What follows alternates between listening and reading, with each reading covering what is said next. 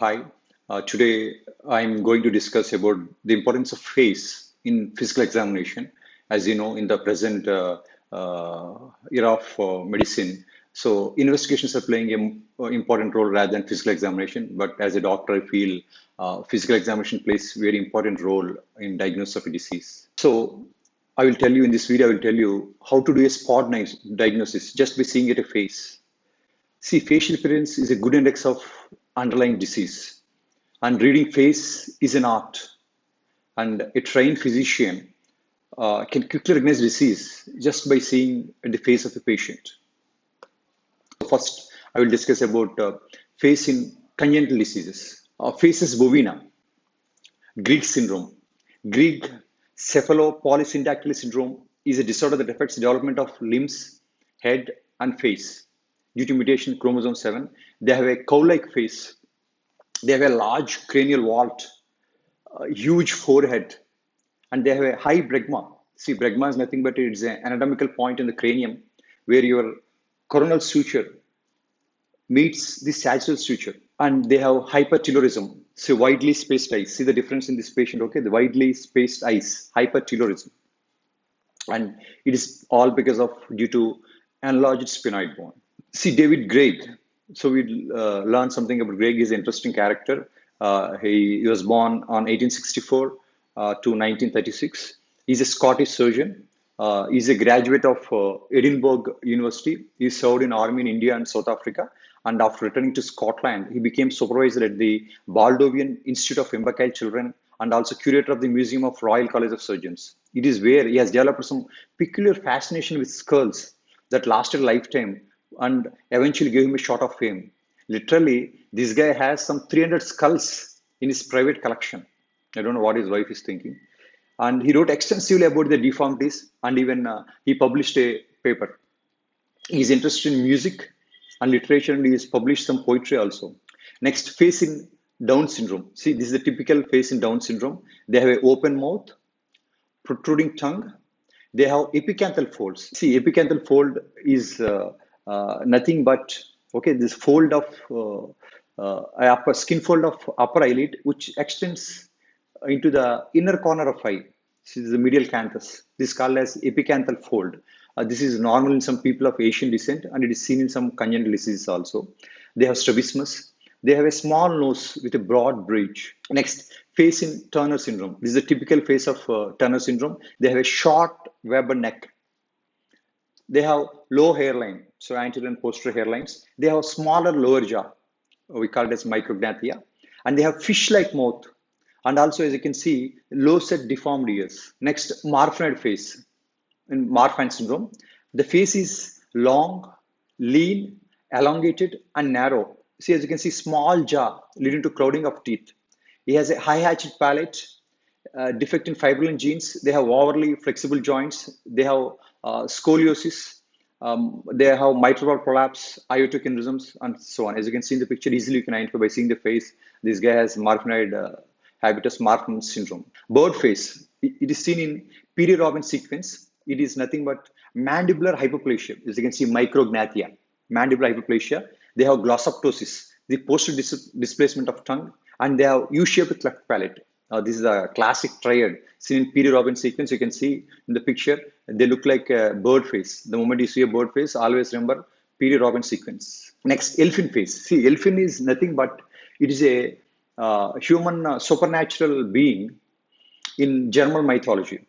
So elfin-like face, always think about Williams syndrome. See, this is a typical elfin face. They have flat face.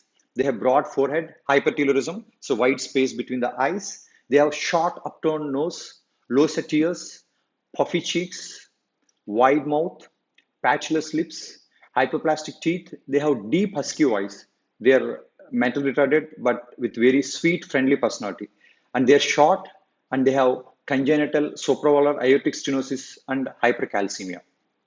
So elfin face, think of Williams syndrome. Next, cherubic face, seen in cherubism. See, this is the childlike face of cherubism. Cherubism is nothing but a familial, fibrous dysplasia of jaw. You can see the jaws, okay, with enlargement in childhood and regression in adulthood. So the moment you can see this jaw, enlargement, familial fibrous dysplasia of jaw. So the moment you see this, it is a cherubic face seen in cherubism. Hound dog face, it is seen in cutis laxa. See, it's a degenerative disease of elastic fibers with skin progressively loose and hanging in folds like that of a hound dog, as you can see this picture in the picture. See, premature aging, vascular abnormalities, GA and bladder diverticula, pulmonary emphysema, and face as anti-mongoloid slant. As you know, mongoloid slant, see, seen in Mongolism, trisomy 21 and so on, is nothing but your medial palpebral fissure, okay, is lower when compared to the lateral palpebral fissure. That is mongoloid slant, which is reverse in anti-mongoloid slant. So your medial palpebral fissure is higher when compared to the lateral palpebral fissure. That happens in anti-mongoloid slant. So it happens because your medial palpebral ligament is inserted a little bit higher when compared to your lateral palpebral ligament. We call it as anti-mongoloid slant. And they have slightly extended nostril, prominent ears, and epicanthic folds. Epicanthic folds is nothing but a fold of upper eyelid which extends to the inner corner of the eye, your medial canthus. We call it as epicanthal fold. Epicanthal fold can be normal in some people of Asian descent and also seen in some congenital diseases. Next, whistling face. See, a very interesting face. It's look like the guy is whistling. So it's seen in Freeman-Sheldon syndrome. So whistling face is nothing but it's seen in Freeman-Sheldon syndrome. It is associated with craniocarpotarsal dysplasia and skin dimpling defect.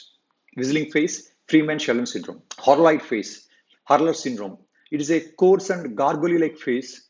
It is seen in MPS type 1, mucopolysaccharidosis type 1, because of deficiency of L-iridinoase. The equivalent intracellular deposits, abnormal skeletal cartilage and bone, dwarfism, kyphosis. Kyphosis is nothing but abnormal excessive convex curvature of spine, deformed limbs, limited joint motion. They have spade-like hands, corneal clouding, hepatosplenomegaly, and mental retardation. You can see the picture. This is a Hurloid face, Hurler syndrome. Then, as you can see, we heard of gargoyle. See, gargoyle is nothing but it's a fantasy and horror monster. It is believed in mythology that it will frighten away evil spirits. You can see this architecture in, you can see many buildings in Paris. It is a Gothic architecture. They use these gargoyle-like things, okay? So to convey water from roof, okay, so that water will not sweep onto the building and damage the mortar in between the bricks.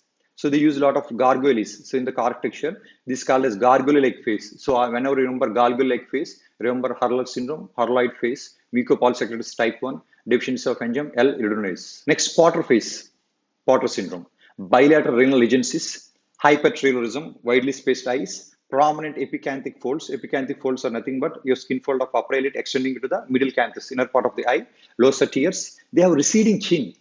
It's called as retrogenia. So the chin is excessively backward when compared to the upper jaw, receding chin. They have flattened nose, pulmonary hypoplasia, and they have cardiac malformations. Morqueo's face, it is in Morqueo syndrome, mucopolysaccharidosis type 4. They have prominent forehead, as you can see, and abnormal face with large mandible and short neck. Morqueo's face, Morqueo syndrome, MPS type 4. They are lysosomal storage disorders. Next, face in endocrinology. See, Graves' face or hyperthyroid face, seen in Graves' disease. See, anxious looking face. And they have exophthalmos. See, eye is anteriorly out of the orbit because of deposition of connective tissue behind the eye. It's called as exophthalmos. See, this exophthalmos is bilateral in a case of Graves' disease. It can be unilateral in case of orbital tumor. And if you don't treat this exophthalmos, during sleep, they can't completely close their eye, which result in a corneal dryness and corneal damage. And obviously, they have lid lag also. Myxedematous face or hypothyroid face, seen in myxedema. So they have, see, puffy, sallow faces because of keratin accumulation. They have coarse hair, boggy eyes, as you can see, boggy eyes. They have dry, rough skin, and the lateral third of eyebrows are missing. See the metarosis, lateral third of eyebrows are missing. This is typical hypothyroid face or myxedema face in myxedema hypothyroidism. Acromegalic face, see in acromegaly, see, as you can see, coarse facial features, thick bones, prominent mandible, prominent supraciliary areas, large nose, large lips, and it is due to excess growth hormone after the growth plates are fused. Next, Cushing's face, Cushing syndrome. So you have a moon face, round, plethora, oily ruddy, you have acne, you have alopecia, increase in facial hair, they have buffalo hump, They have a lot of buccal fat pads. They have striae and central obesity. Typical Cushing face, Cushing syndrome. Next, cretinoid face. It is seen in cretinism, seen in congenital hypothyroidism. Face is pale, stupid and dull look. Nose is broad and flattened. Lips are thick and large fissured protruding tongue and presence of medial epicanthal folds and low set ears. So this is a typical cretinoid face seen in cretinism, congenital hypothyroidism. Face in nephrology. This is a typical renal face. Okay, we call it as renal face or nephritic face or nephrotic face seen in kidney diseases. Very similar to myxedema face. So like we see in hyperthyroid, but the swelling is not due to accumulation of connective tissue, but because of water, because kidney can't excrete this water. Okay. Next, face in infectious diseases. See, tetanus face is, you can never forget this, the rhesus sardonicus of tetanus. See, open mouth with transversely tightened lips. Okay, as you can see this picture, this is opisthotonus, these muscle spasms that occur in tetanus. So beautiful, an artistic drawing of opisthotonus. Faces leonina, leprosy, lion-like appearance. They are seen in face of advanced lepromatous leprosy. They have prominent ridges and furrows of forehead and cheeks. Scaphoid face. Scaphoid is nothing like a boat-shaped. Okay, leprosy. See, this is a boat-shaped face. Boat-shaped face. See, they dislike a facial malformation. They have protrudent forehead, prominent chin. They have depressed nose and maxilla.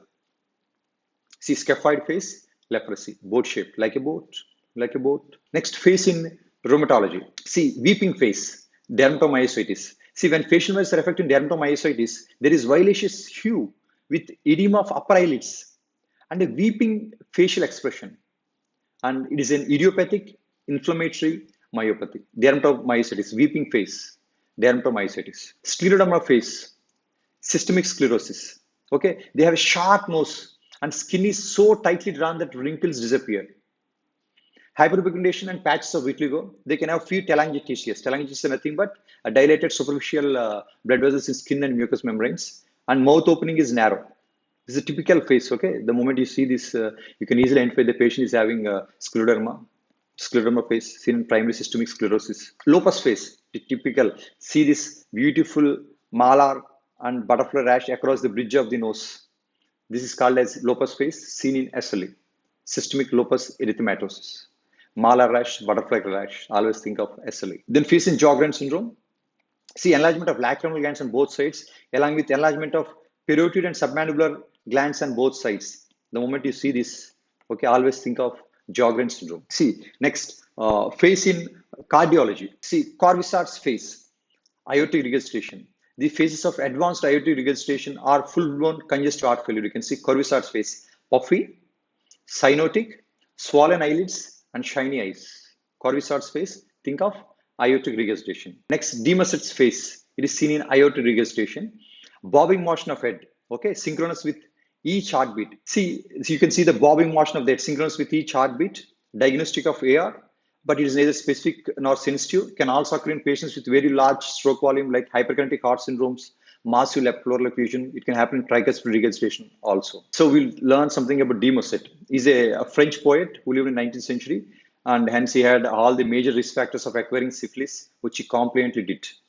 The eponymous sign was first noticed by his brother Paul during breakfast the two had in year 1842 with their mother. Paul reported that in biography of his famous brother, and the rest is history. More than for this sign, he is best known for his lover, George Sand. This George Sand dumped him for Frederick Chopin. See, Frederick Chopin has TB pneumonia. Look like George Sand preferred TB pneumonia to syphilic aortitis from which de Musset is suffering. So de Musset sign, aortic regurgitations. See, Lincoln sign. See, this is also one of the varieties of de Musset sign. See, this is a picture of Abraham Lincoln during Civil War, showing the president quietly sitting with legs crossed. And the tip, as you can see, the tip of the raised foot is fuzzy and indistinct. As you know, the 19th century photograph required long exposure time. This clue suggests that Lincoln might have had AR, probably from Marfan syndrome, and the fuzziness of the foot could be due to its bobbing with each heartbeat. It is called as Lincoln sign. See, this is typical mitral face seen in mitral stenosis. See, acrocyanotic phase of mitral stenosis. It is due to peripheral desaturation from low and fixed cardiac output. It typically affects the distal parts of body like nose tips, earlobes, cheeks, hands, and feet.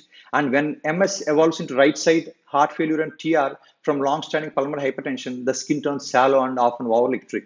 This contrasts markedly with the cyanotic hue of the cheeks. This is mitral phases seen in mitral stenosis, acrocyanotic phase of mitral stenosis. Now the face in neurology. See Parkinson's face. Parkinson's disease, mask-like face, a fixed and apathetic look. Okay, the moment you remember mask-like face, it is seen in Parkinson's disease. See, this is a typical face of Bell's palsy. See, it is a idiopathic element facial nerve palsy. See, absence of wrinkling on the side of lesion. See, there is no wrinkling here. Inability to close the eyes. See, there is loss of nasolabial folds. See the nasolabial fold here. There is loss of nasolabial folds and deviation of angle of mouth to the normal side, healthy side. And it is Bell's palsy. You can never forget. The moment you see this, you immediately can say that patient is having Bell's palsy. Bell's palsy is idiomatic element type of facial nerve palsy. Bruegel syndrome. Okay, this is Bruegel syndrome face, very interesting face. This syndrome is not named after the doctor who described it, but is named after the artist who painted this image. See, oromandibular dystonia involving the motor branch of trigeminal nerve produces a gaping mouth. Cystinoid face seen in myotonic dystrophy. See, it is expressionless hatchet-like face, looks like an axe. See, there is a frontal balding, cataracts, bilateral temporal muscle wasting, thin and beak-like nose, and there is tenting of upper eyelid with the tendency of the mouth to hang over. So, stenoid face, myotonic dystrophy. See, myasthenia gravis, typical face. You can never forget of a myasthenia face. The moment you see him, we can diagnose it as a myasthenia gravis. They have sagging mouth corners, drooping eyelids, and weak facial muscles result in positive expression, apathetic look. And it is an acquired autoimmune disorder caused by an anti-mediated blockade of new NM transmission, resulting in skeletal muscle weakness. And usually, most of the antibodies are targeted against nicotinic acetylcholine receptor. See, myopathic face, seen in congenital myopathies, similar to myasthenic face, protruding lips, dropping eyelids, ophthalmoplegia, and relaxation of facial muscles. Myopathic face, seen in congenital myopathy. Face in trauma, battle sign. See, this is the battle sign. It is because of basilar skull fracture. It is a traumatic bruise behind the mastoid process due to basilar skull fracture, bleeding of the middle fossa. It is a low sensitivity, 100% predictive value. It may take 3 to 12 days to appear. So remember, battle sign, it is basilar skull fracture. See, raccoon eyes. See this raccoon. It is a mammal, okay? So you can see this raccoon eyes. It is seen in basilar skull fracture. See, periorbital bruises from external trauma to the eyes, skull fracture, intracranial bleeding. It can also occur in amyloidosis as a result of capillary fragility. In this case of amyloidosis, the leak is often precipitated by Valsalva-mediated increase in central venous pressure. So this raccoon eyes, it can be seen in basilar skull fracture, it can be seen in amyloidosis and any external trauma to eyes. So look like a raccoon, like this mammal. Okay. Raccoon eyes, basilar skull fracture. Face in ENT, otorhinolaryngology. See, this is a typical adenoid face. The moment you can see, you can never forget. It is seen in adenoids and also chronic allergic rhinitis. Long, open-mouthed, dumb-looking face of children with adenoidal hypertrophy. Mouth is open because of upper airway congestion, which renders them obligatory mouth breathers. And nares are narrow, nose is pinched, and can also occur in upper respiratory tract allergies. Rhinopema, see this spotata nose, large bulbous nose. It occurs in untreated acne rosacea. Prominent pores and fibrous thickening of nose, often with papules, and due to proliferation of sebaceous glands and also underlying connective tissue. So rhinopema, potato nose, untreated acne rosacea. See saddle nose, see something like a horse saddle. Okay, horse saddle. It is seen in congenital syphilis, vaginous granulomatosis, and also in polychondritis. See, it is a congenital or acquired erosive indentation of nasal bone and cartilage. See this indentation here. This is after plastic surgery, after correction. This is saddle nose. See, look like a horse saddle. Saddle nose, congenital syphilis, vaginous granulomatosis, polychondritis. Face in hematology, thalassemic face. It looks like chipmunk face. See, this is chipmunk. Okay, expanded globular maxilla due to bone marrow hyperexpansion of the facial bones, prominent epicanthal folds, and also frontal bossing. Okay, this is thalassemic face or chipmunk face seen in thalassemia. See miscellaneous faces because of angular stomatitis, riboflavin deficiency. So you can see these fissures when cracks develop at corners. The moment you see this, you always suspect angular stomatitis, vitamin B2 deficiency. Just give him riboflavin, the patient will recover. Next, imidurine faces. Imidurine may cause phototoxic eruption. It can cause brown or bluish discoloration of sun-exposed skin. It is due to intralysomal accumulation of lipids, imidurine and its metabolites. So imidurine faces. Next, Hippocratic face. Described by Hippocrates, it is seen in terminal illness of any cause. See tense and dramatic expression, sunken eyes, sharp nose, hollow cheeks, fallen temples, open mouth, dry and cracked lips, cold and drawn ears. It is first described by Hippocrates in protracted and terminal illness. This is a typical Hippocratic face seen in terminal illness. Facial flushing. See, flushing is a sensation of warmth accompanied by visible reddening in skin. It is mostly seen in fair-skinned people due to increase in skin blood flow caused by cutaneous vasodilation. The moment you see facial flushing, there's a lot of differential diagnosis. It can be carcinoid syndrome, perimenopause, systemic mastocytosis, pheochromocytoma, alcohol, SVC obstruction, polycythemia, acne rosacea. It can be drug-induced in calcium channel blockers, verapamil, diltiazem, nicotinic acid. And the interesting thing here is alcohol. So you can see many alcoholic patients coming with facial flushing. And this flushing is very something like very obvious when this guy is on drugs like metronidazole and also disulfiram. Alcoholic patients taking metronidazole or disulfiram, the facial flushing is very obvious, and you can never forget when you see that face. Next, facial pallor. Everyone knows this. The moment the pallor, you always think of anemia. But this facial pallor can be seen in aortic stenosis, cardiogenic shock, acute traumatic carditis, and also subacute endocarditis. So facial pallor, anemia. Jaundice, as you can see, the moment you see yellowish sclera, yellowish eyes, you always think of jaundice. And there is another condition which causes yellowish face. It is called as keratonemia. There is yellowish discoloration of skin, but no yellowish sclera in keratonemia due to increased beta carotene levels in blood. And it is usually because of prolonged and excessive consumption of keratin-rich foods like carrots and sweet potatoes. Monkey face, marasmus. See this? This is severe malnutrition, severe energy deficiencies, shrunken and wasted appearance, loss of muscle mass and subcutaneous fat mass. Smoker's face, tobacco. See, this is a picture of the girl before she started smoking. This is a picture of the same girl after she started smoking. See, coarse features, there's wrinkled, grayish, and atrophic skin that makes smokers look older. See, in fact, we should use these pictures to prevent teens from developing these smoking habits. The moment you show this before picture and after picture, every teen, every kid, or every children they'll stop smoking. Instead of that cancer pictures, I think our government should something like show this before and after smoking pictures. And after seeing these pictures, I feel no teen will smoke ever. And please, I'll make more videos like this. Please subscribe to my YouTube channel and please press on the bell icon so that every new video I make, you'll get a notification. You can see my YouTube channel is called as Kifi Medical School. Okay, or you can just type www.kifimedicalschool.com in your browser and you'll be redirected to my YouTube channel. And please subscribe, and also please tell your colleagues to subscribe, and I'll make even more videos, interesting videos regarding medicines. Thank you very much.